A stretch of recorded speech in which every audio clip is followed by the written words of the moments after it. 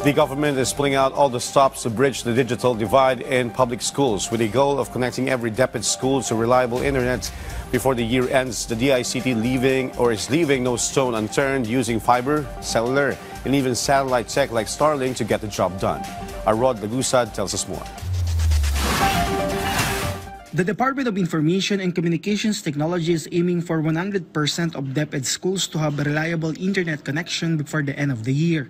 This is part of the department's continuing efforts to strengthen internet connectivity. Secretary Henry Aguda emphasized that as long as there is electricity, there will be connectivity. The agency is working closely with the Department of Education and the National Electrification Administration. So halo-halo, hindi lang Starlink, kasama na dyan fiber, tsaka cellular service. Yun yung ikakabit natin.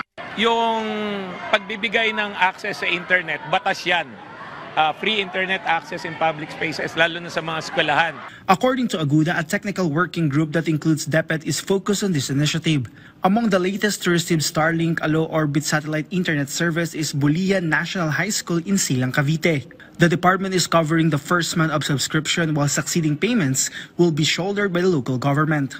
Pupuntahan po namin to through our special educational fund na nanggagaling sa ating real property tax, at nag-request ako kanina kay Secretary Aguda na lahat ng high school ay malagyan.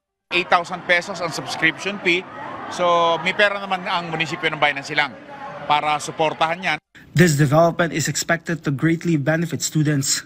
Makakamit po ng mga bata yung mas mabilis na learning.